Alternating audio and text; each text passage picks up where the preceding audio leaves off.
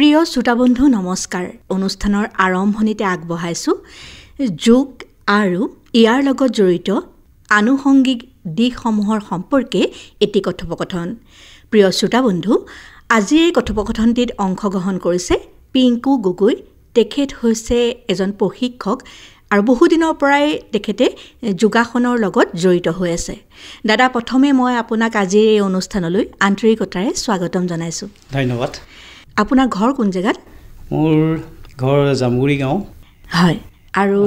যিহেতু আপুনি যোগৰ লগত বা শৰীৰ চৰ্চাৰ লগত বহুদিনৰ পৰা জড়িত হৈ আছে আৰু ইয়াৰ বিষয়ে আপুনি বিভিন্ন ধৰণে নিজে প্ৰশিক্ষণ লোৱাৰ উপৰিও আপুনি আনকো প্ৰশিক্ষণ প্ৰদান কৰিছে। গতিকে এই যোগাসনৰ সম্পৰ্কে মই আজি আপোনাৰ লগত কিছু কথা পাতিব বিচাৰিছোঁ। এই আলোচনাৰ প্ৰথমতেই মই আপোনাৰ পৰা জানিব বিচাৰিছোঁ, যোগ মানে সাধাৰণতে আমি কি বুজোঁ বাৰু? মই যি যোগ কৰি আহিছোঁ, হয়, নিজক অনুশাসন কৰাটো বা কাকনো শাসন কৰিম, নিজকেই অনুশাসন কৰিব লাগে। হয়, এইটো ডিচিপ্লিনত আনিব লাগে, এইটোৱে মই যোগ বুলি ভাবোঁ। আৰু ইয়াৰ অৰ্থটো বহুত ডাঙৰ। তাক মই বহল অৰ্থত ক'বলৈ গ'লে আজি অসুবিধা হ'ব বা মই যোগ্য নহয়। হয়, কিন্তু আমি যদি চাওঁ এই আধ্যাত্মিক দিশত আমি যাবগৈ লাগে। আমি শৰীৰ আৰু মন আৰু আত্মা আৰু মোৰ পৰমাত্মা তেখেতৰ লগত মিলনেই হ'ল যোগ। নিশ্চয় ধন্যবাদ জনাইছোঁ। বৰ্তমান সময়ত যোগৰ প্ৰচলন বহুত বেছি, সকলোৱে গুৰুত্ব দিয়ে। আন্তঃৰাষ্ট্ৰীয় যোগ দিৱস আমি সকলোৱে জ্ঞাত। গতিকে আপুনি কিমান দিনৰ পৰা এই যোগাসনৰ লগত জড়িত হৈ আছে? যোগাসনৰ লগত জড়িত বুলি ক'লে অলপ মোৰ বাবে হয়তো সময় নিৰ্ধাৰণ কৰাটো মোৰ বাবে কষ্ট হ'ব। কাৰণ কিয়, মই যেতিয়া মোক খুৰাই আজি শিকাই কিবা এটা সৰুতে, সেইটো মই কিমান বয়স আছিলে হয়তো সঠিকটো মই ক'ব নোৱাৰিম। তেনেকৈ আকৌ খুৰাই শিকোৱাতে মামা ঘৰলৈ যদি যাওঁ, মামাই তেনেকৈ শিকায় দুই এটা। মানে প্ৰথমতে আপুনি আপোনাৰ নিজৰ ঘৰখনত এই পৰিৱেশটো পাইছিলোঁ। পাছত আপুনি আচলতে প্ৰশিক্ষণ লৈছিলে, নহয় জানো, যাতে আনক আপুনি এই বস্তুটো শিকাব পাৰে। আৰু আপুনি নিজে যথেষ্টখিনি অভিজ্ঞ বা এই অভিজ্ঞতাৰ পৰা আপুনি উপকৃত হৈছে। গতিকে মই ব্যক্তিগত ফালৰ পৰা আপোনাৰ পৰা জানিব বিচাৰিম যে যোগ কৰাৰ ফলত আমাৰ শৰীৰ আৰু মনৰ কি উপকাৰ হ'ব পাৰে বাৰু? শৰীৰ আৰু মন, হয়, আমি যোগ কৰিলে শৰীৰটোৰ সম্পূৰ্ণ নিজক সুস্থ সবল কৰি ৰাখিবলৈ হ'লে আজি তাৰিখত যোগ কৰিব সকলোৱে লাগে। আমি যেনেকৈ আহাৰ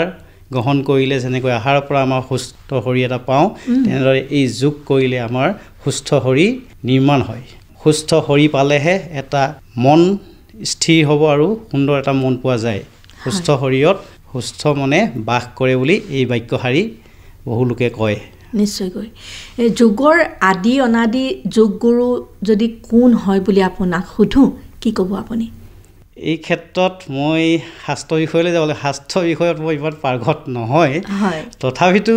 আজি মানে অতীতৰ ঋষি মুনিসকলে আচলতে সাধাৰণতে আমি আধ্যাত্মিক দিশটোৰ লগত জড়িত দেখা পাওঁ। গতিকে সেই সম্পৰ্কে অকণমান ক'ব নেকি? তেনেধৰণে লিখাত আমি যদি পাওঁ, কিতাপত যিটো আমি পাইছোঁ, ব্ৰহ্মা বিষ্ণু মহেশ্বৰ তিনিওজনৰ ভিতৰত মহেশ্বৰকেই আপোনাৰ আদি অনাদি যোগ গুৰু বুলি কৈছে। হয়, তাৰ পাছত লাহে লাহে আচলতে প্ৰচলনটো আহি আছে মানে মই এইখিনিতে ক'ব লাগিব, আমাৰ মহৰ্ষি পতঞ্জলি ঋষি, আজি তেখেতেই আমাৰ এই নতুন যুগৰ আচলতে প্ৰচলনটো বেছি যোগ যি পতঞ্জলি অধ্যায়, তাক মানে শাস্ত্ৰৰূপে পাণীবদ্ধ কৰা তেখেতৰ পৰাই আমি পাইছোঁ। প্ৰচলন হৈছে। তাৰ পৰা আহি এনেকৈ আমি ক'ব পাৰোঁ আমাৰ বহুকেইজন গুৰু এতিয়াও আছে। ৰামদেৱৰ কথা আচলতে সকলোৱে জ্ঞাত হয়। তেখেতে মানে যোগটো আছিলে, যেনেকৈ এটা সময়ত যেনেকৈ আমি শুনিবলৈ পাওঁ ধৰ্মশাস্ত্ৰৰ কথা সকলোৱে পঢ়িব নোৱাৰে বুলি বা নাপায়, সেই তেনেকৈয়ে এটা চুকতহে গৈ পেলাই যোগটো সোমাই আছিল। কিন্তু সেই স্বামী ৰামদেৱে কি কৰিছে, আজি সমগ্ৰ বিশ্বত আজি যোগটো প্ৰচাৰ কৰি দিছে। প্ৰচাৰ কৰিলত তেখেতে আজি যোগ দিৱসটোৰ কাৰণেও চেষ্টা কৰি পেলাই 21 জুন যোগ দিৱসটো পালন কৰিবলৈ, যিটো মানে জাগ্ৰত কৰিবৰ বাবে আমাক ডাঙৰ এটা অনুষ্ঠান, আমি যাক চেলিব্ৰেশ্যন বুলি কৈছোঁ, তাক আমি বছৰটোত এবাৰ 21 জুন দিনা আমি পালন কৰোঁ। সমগ্ৰ বিশ্ব আচলতে এই ক্ষেত্ৰত উৎসাহজনকভাৱে অংশগ্ৰহণ লৈছে, সৰুৰ পৰা ডাঙৰলৈকে। হয়, আমাৰ ভাৰতৰ বস্তু এটা গৈ পেলাই বিশ্ব ব্ৰহ্মাণ্ডৰ যিখিনি তত্ত্ব গোটেই আমাৰ আজি ৱৰ্ল্ডত মানে বিশ্বত বিয়পাই দিলে নিশ্চয়কৈ সকলোৱে আঁকোৱালি লৈছে হয় এই ক্ষেত্ৰত আচলতে আমাৰ তেওঁক অশেষ ধন্যবাদৰ পাত্ৰ বা তেওঁ পৰম গুৰু বুলি ক'ব পাৰি কাৰণ অতীতৰ কথাখিনি আমি কোনো জনা নাছিলোঁ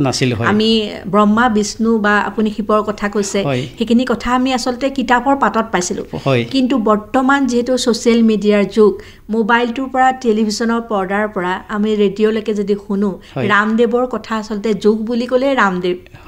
হয়নে নহয় ইয়াৰ পাছতে এটা কথা জানিব বিচাৰিম যিহেতু আপুনি আধ্যাত্মিকতা বা পৰমাত্মাৰ কথা উল্লেখ কৰিছে গতিকে যোগে আমাক আধ্যাত্মিক দিশলৈ আগবঢ়াই লৈ যাব পাৰে নেকি বাৰু নিশ্চয় পাৰে আপুনি আজি যদি আমি মহৰ্ষি পতঞ্জলীয়ে লিখা এই শাস্ত্ৰ ভাগত যিখিনি আমি নিজক অনুশাসন কৰিবৰ বাবে যিখিনি আমি ত্যাগ কৰিব লাগিব বা আমি শৰীৰ চৰ্চা কৰিব লাগিব সেইখিনি বহুত কষ্টকৰ বুলি ভাবোঁ মই কাৰণ কেলেই আজি আমাৰ পৰিৱেশ এটা আমি সকলোৱে পাই আহিছোঁ যে বহু কিছু ধৰণৰ মানুহজনৰ মনটো প্ৰতি সেই তেনেকুৱা ধৰণৰ এটা পৰিৱেশত আমি আজি নিজক মানে এনেকুৱা এখন পৰিৱেশত আমি আজি মানে আমি চলি আছোঁ সেইবাবে মানে অলপ কষ্টকৰ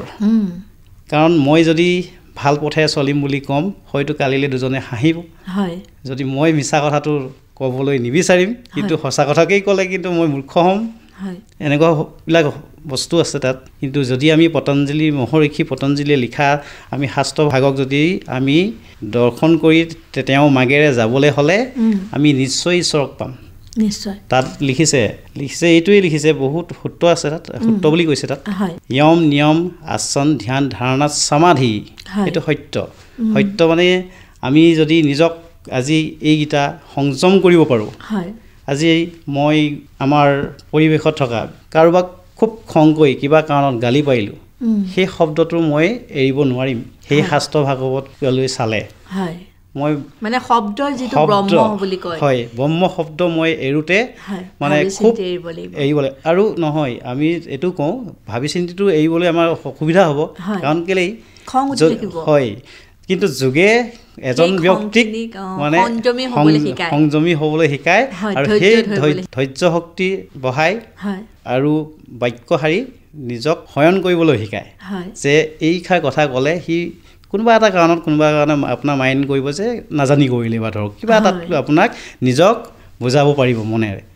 তেনেকৈ কৰি সেই ব্যক্তিজনৰ পৰা হাত সাৰিব পাৰিব নিশ্চয় গতিকে ইয়াতে ক'ব পাৰি যে যোগাসন কৰিলে ইয়াৰ কেনেকুৱা ধৰণৰ উপকাৰ এজন ব্যক্তিৰ জীৱনত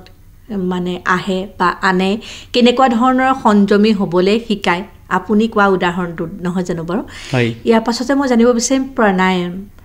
যোগাসন প্ৰণায়াম বা আসন এই তিনিটা বস্তুৰ একেই নে তিনিওটাৰে মাজত পাৰ্থক্য আছে হয় প্ৰণায়াম যদি আমি কৰোঁ প্ৰাণ আমি বায়ুৰ নহয় জানো বায়ুক আমি গ্ৰহণ কৰি আছোঁ প্ৰণায়াম বুলি কওঁতে আমি বায়ুক নিয়ন্ত্ৰণ কৰিছোঁ নিয়ন্ত্ৰণ কৰি পেলাই আমি এবাৰ আমি সংস্কৃত ভাষাত বা আমাৰ মহৰ্ষি পতঞ্জলীৰ শাস্ত্ৰমতে ক'বলৈ যাওঁ বাহ্য অন্তকুম্ভক এনেকুৱা শব্দবিলাকে আমি ব্যৱহাৰ কৰিব লগা হয় তাত সেই তেনেকুৱা ধৰণৰ ধৰিছোঁ এৰিছোঁ শ্বাস এৰিছোঁ মানে শ্বাস লৈছোঁ ধৰি অহাটো অন্তকুম্ভক এনেধৰণে সেইখিনি আমি কি কৰিছোঁ প্ৰণায়ামত কৰিছোঁ প্ৰণায়ামত মানে সম্পূৰ্ণ ক'বলৈ গ'লে প্ৰাণ যি আমাক সম্পূৰ্ণ ফ্ৰীভাগে পোৱা এটা বায়ুক আমি সদায় অহৰহ আমি এৰিছোঁ আৰু লৈছোঁ তাকেই কৈছে প্ৰণায়াম তাক আমি নিয়ন্ত্ৰণ কৰিছোঁ বায়ুক নিয়ন্ত্ৰণ কৰিছোঁ তাকে কৈছে প্ৰণায়াম আৰু যোগাসন আসন মানে হ'ল আমি ধৰক এতিয়া মই বহিছোঁ আপোনালোকৰ ইয়াত নিজক খুব সুন্দৰকৈ কষ্ট নোহোৱাকৈ বহিছোঁ এইটোৱে হ'ল আসন আমাৰ ভংগী আমাৰ নিজৰ শৰীৰটোক ভাঁজ কৰি দেখাইছোঁ কোনোবা এটা আসনত সেইটোৱে হ'ল আসন ব্যায়াম আমি ধৰক নিজৰ শৰীৰটোৰ গৰম কৰিবৰ বাবে বা ফ্ৰী হেণ্ড সূক্ষ্ম ব্যায়াম যাক কৰিছোঁ মানে শৰীৰটো যাতে আমাৰ ফ্লেক্সিবল কৰিবৰ বাবে যিহেতু সেই তাৰ চঞ্চলাসন শৰীৰ চঞ্চলাসন কৰিছোঁ তাৰ বাবে সেইটো এটা ক্ৰিয়া আৰু আসনো এটা ক্ৰিয়াত পৰিছে আসন কৰিছোঁ প্ৰণায়ামতো এটা ক্ৰিয়া নিশ্চয়কৈ বায়ুৰ লগত হয় এটা কথা বৰ্তমান সময়ত যথেষ্ট গুৰুত্বপূৰ্ণ বা জনপ্ৰিয়তা আমি সকলোৱে এটা ধাৰণা লৈ লৈছোঁ যে যোগাসন বা প্ৰাণায়ামে আমাৰ শৰীৰৰ বিভিন্ন ধৰণৰ ৰোগ নিৰাময় কৰে গতিকে এজন অভিজ্ঞ প্ৰশিক্ষক হিচাপে বা বহুদিনৰ পৰা আপুনি যিহেতু ইয়াৰ লগত চৰ্চা কৰি আহিছে বা জড়িত গতিকে কেনেকুৱা ধৰণৰ পৰামৰ্শ আগবঢ়াব যে সঁচাকৈ প্ৰতিটো ৰোগৰ নিৰাময়ৰ বিনিময়ত এভাগ নিৰ্দিষ্ট আসন বা প্ৰাণায়াম ইয়াৰ লগত জড়িত হৈ আছে নেকি আছে মই আজি যি সেৱা আগবঢ়াই আহিছোঁ যোগৰ হয় যিসকলে মই ক'ব লাগিব অলপ মানে কি আমি পোন প্ৰথমতে যদি সৰুৰ পৰা কৰোঁ যোগটো খুব ভাল হয় কিন্তু আমাৰ সমাজৰ পৰা কি হৈছে কোনোবা এজন ৰোগী হৈছে তেতিয়া আমি যোগটো প্ৰয়োজন বুলি ভাবোঁ ডক্টৰে যেতিয়া আপোনাৰ এইটো আৰু দৰৱ খাই থাকিব লাগিব আপোনাৰ পাৰ্মানেণ্টলি এইটো আপোনাৰ বেমাৰ তেতিয়া কি কৰে এজন যোগলৈ আহে এইটো খুব মানে সজাগতা কৰা উচিত কাৰণ কেলেই খুব সৰুৰ পৰা নহ'লেও ক'বলৈ বেয়া হ'লেও মানে কিমানমান বয়সৰ পৰা এই যোগাসন কৰিলে এটা শৰীৰ সুস্থ হৈ থাকিব ল'ৰা ছোৱালীৰ ক্ষেত্ৰত আমি যেতিয়াৰ পৰাই ল'ৰাজন খোজকাঢ়িবলৈ আৰম্ভ কৰে সেইখিনিৰ পৰাই আৰম্ভ কৰিব পাৰোঁ 1.5 বছৰ অলপকৈ আপুনি শিকালে ধৰক কাৰণ বয়সৰ অনুসৰি আমি কৰিব লাগিব আসন প্ৰাণায়াম সেইবাবে কমটি কৰি দিব লাগিব এজন গুৰু প্ৰয়োজন তাত কিন্তু যদি ঘৰখনে জানে বা যোগৰ বিষয়ে অভিজ্ঞ তেতিয়া বিশেষকৈ মাতৃগৰাকী খুব এই যোগৰ বিষয়ে সন্তানটিক দিব পৰা শিক্ষা থাকিব লাগে মই ভাবোঁ নিশ্চয়কৈ আমি আচলতে আগৰ প্ৰশ্নটোৰ পৰা অকণমান ফালৰি কাটি অহা নিচিনা হৈছিলে আপুনি কৈছিলে যে এজন মানুহ যেতিয়া বেমাৰত পৰে তেতিয়াহে যোগাসনৰ ওচৰলৈ যায় তেতিয়া তেওঁলোকে উপকাৰিতা বিচাৰে কিন্তু যদি কৈছে যে 1.5 বছৰ বয়সৰ পৰাই এই আসন বা যোগাসনৰ লগত জড়িত হ'ব পাৰে তেতিয়াহ'লে তেওঁ ভৱিষ্যতে এজন নিৰোগী ব্যক্তি হৈ সমাজত বিভিন্ন ধৰণৰ সহায় আগবঢ়াব তাৰমানে চিকিৎসাতকৈ প্ৰতিৰোধ ব্যৱস্থা সদায় উত্তম নহয় জানো গতিকে যদি অসুখটো হোৱাৰ আগতে আমি সদায় নিয়মিতভাৱে যোগাসন প্ৰাণায়াম বা আসনৰ লগত জড়িত হৈ থাকোঁ তেতিয়াহ'লে বৰ্তমান সময়ত হৈ থকা বিভিন্ন ধৰণৰ বেমাৰ আজাৰৰ পৰা আমি শৰীৰটোক সুস্থ কৰি ৰাখিব পাৰিম নহয় জানো আৰু এটা কথা জানিব বিচাৰিছোঁ যিহেতু ছ'চিয়েল মিডিয়াৰ যুগ আমি সকলোৱে টেলিভিশ্যনৰ পৰ্দাত বা মোবাইলত হ'লেও আমি দেখোঁ যোগাসন কৰি থকা কিছুমান ব্যক্তি বা কিছুমানে পৰামৰ্শ দি থাকে গতিকে আপুনি প্ৰশিক্ষক হিচাপে এই চৰ্চা কৰিবলৈ হ'লে এজন প্ৰশিক্ষণপ্ৰাপ্ত ব্যক্তিৰ অধীনত শিকাটো কিমান জৰুৰী বুলি ভাবে বাৰু এজন গুৰু নহ'লে বহুতখিনিয়ে বিপদত পৰিব পাৰে আপুনি ধৰক যোগটো ক'ৰ পৰা আৰম্ভ কৰিব প্ৰথম কথা নাজানিব কিতাপ এখনত সম্পূৰ্ণ লিখা নাথাকে আৰু ভিডিঅ' এটা চালেও আপুনি আজি ইউটিউবতে হওক বা টিভিতেই হওক অনুষ্ঠান কোনোবা এটা নহয় কোনোবা এটা আগপিছ হয় তেনেধৰণে কৰিলে হয়তো বিপদজনক হ'ব পাৰে এজন গুৰু পালে সঠিক আপুনি যদি পায় তাক আৰম্ভণিতে কি দিব কি কৰাব লাগিব আৰু আপোনাৰ স্বাস্থ্যটো চাই যোগটো আচলতে কৰোৱা হয় সেই ক্ষেত্ৰত চাবলৈ গ'লে এজন শিক্ষক খুবেই প্ৰয়োজন এজন প্ৰশিক্ষক যদি নহয় তেতিয়াহ'লে মই ভাবোঁ যোগটো শিকাটো সম্ভৱ নহয় এটা কথা পটককৈ মনত আহিছে যে যোগাসন বা প্ৰাণায়ামৰ উপৰিও আমি সাধাৰণতে ল'ৰা ছোৱালীবিলাকক শৰীৰ চৰ্চা বা খেল ধেমালিৰ লগতো জড়িত কৰি ৰাখিব লাগে গতিকে এই ক্ষেত্ৰত কেনেকুৱা ধৰণৰ পৰামৰ্শ আগবঢ়াব আৰু লগতে আমি জানিব পাৰিছোঁ যে যোগাসনৰ উপৰিও আপুনি বিভিন্ন ধৰণৰ খেলৰ লগত জড়িত হৈ আছে গতিকে কেনেকুৱা ধৰণৰ মতামত আগবঢ়াব ইয়াৰ এইটো ক্ষেত্ৰত মই আজি সৰু ল'ৰা এজনক যদি কওঁ যে প্ৰাণায়াম কৰোঁ আহা বা যোগাসন কৰোঁ আহা হয়তো বেয়া পাব পাৰে কিন্তু এটা বল লৈ পেলাই যে তেওঁক দিয়া হয় খেলিবলৈ কিন্তু কুণ্ঠাবোধ নকৰে সহকি নাযায় সেইটো কাৰণে মই ভাবোঁ খেলৰ ইয়াত সম্পূৰ্ণ স্বাস্থ্যৰ যথেষ্ট অৰিহণা আছে মই যোগ নহ'লেও খেলৰ দিও ল'ৰাজন নিৰোগী কৰি ৰাখিব পাৰে তাতো বহুতখিনি যোগেই হয় খেলতো যোগেই সোমাই আছে কিন্তু আমি যোগ বুলি নকওঁ আৰু খেল বুলি কওঁ সেইটো কাৰণে খেলটো খেলিব লাগে আৰু খেলতো আমাৰ অৰিহণা যোগায় স্বাস্থ্যত হয় আপুনি ব্যক্তিগত ফালৰ পৰাও বিভিন্ন ধৰণৰ খেলৰ লগত জড়িত হৈ আছে সেই সম্পৰ্কে অকণমান জানিব বিচাৰিম আপোনাৰ পৰা খেল বুলি কওঁতে খেলৰ পৰাই আচলতে মই যোগলৈ অহাৰ নিচিনা মই খুৰাৰ কথা কৈছিলোঁ খুৰাই এই খেল শিকাইছিল খেলৰ পিছতে এই যোগাসন অলপ শিকাইছিল সেইকাৰণে এড হৈ আছিলে মামাৰ ঘৰত মামাৰো তেনেকৈ কাৰাটে খেল কৰিছিলে খুৰায়ো কৰিছিলে অলপ দুইজনৰ মামাৰ ঘৰৰ ফালে গ'লে মামাৰ ঘৰত হয় আৰু মই ঘৰত থাকিলে খুৰাহঁতৰ পৰা হয় এনেকৈ ধৰণে শিকিলোঁ শিকি পেলাই মই চাওঁ মোৰ জীৱনটোক লৈ পেলাই মোৰ লগৰে হওক আজি বা মোতকৈ বয়োজ্যেষ্ঠসকলে হওক মই কিছুমান কথা বেয়া পাওঁ তামোল মাদক দ্ৰব্যখিনি মানে সেৱন কৰে মই কিন্তু খেলত থাকি পেলাই এইখিনি ত্যাগ কৰিছিলোঁ সঁচাকৈ ক'বলৈ গ'লে প্ৰকৃততে শৰীৰ চৰ্চা বা খেল ধেমালিৰ লগত জড়িত হ'বলৈ হ'লে সেই বস্তুবোৰ এটা নিৰ্দিষ্ট ৰুটিন থাকে আৰু সেই বস্তুখিনি আঁতৰাই ৰাখে যিটো সময়ত আকৰ্ষিত হয় নতুন প্ৰজন্ম নহয় জানো সুস্থ শৰীৰ এটা পাবলৈ হ'লে আমি মাদক দ্ৰব্য সেৱন কৰিবই নালাগিব সেইবাবে মই ভাবোঁ আজি তাৰিখত যদি কোনো এজন খেলুৱৈ হ'ম বুলি ভাবে তেখেতে কিন্তু কেতিয়াও এই ৰাগিয়াল বস্তু সেৱন নকৰে নিশ্চয়কৈ যোগৰ দ্বাৰা আপুনি ৰাইজৰ বা কিবা উপকাৰ হৈছে বুলি ভাবে নেকি ইমান দিনৰ পৰা আপুনি জড়িত হৈ আছে আপুনি ব্যক্তিগত ফালৰ পৰাও বহুতখিনি আপোনাৰ অৰিহণা আছে গতিকে কেনেকুৱা উদ্দেশ্য আগত ৰাখি বা সপোন পুহি ৰাখিছে যোগাসনৰ ক্ষেত্ৰত আপোনাৰ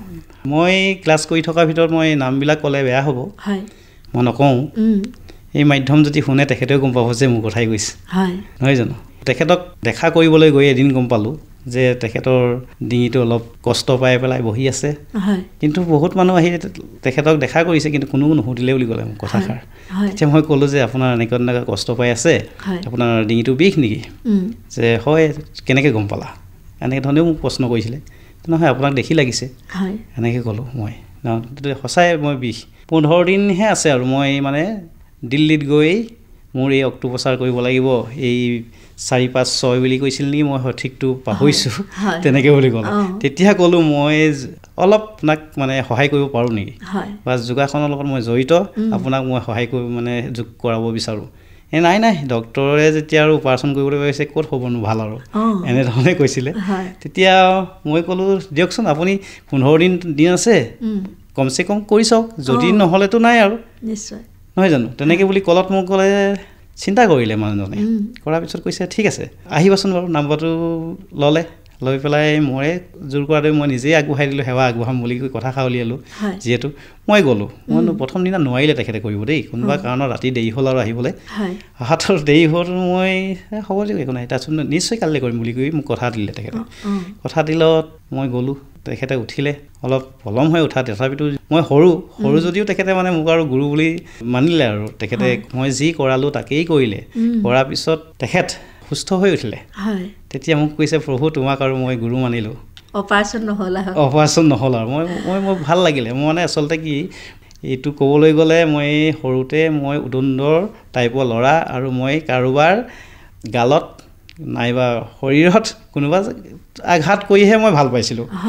আজি যুগত সোমাই পেলাই এটা অনুষ্ঠানলৈ আহি মই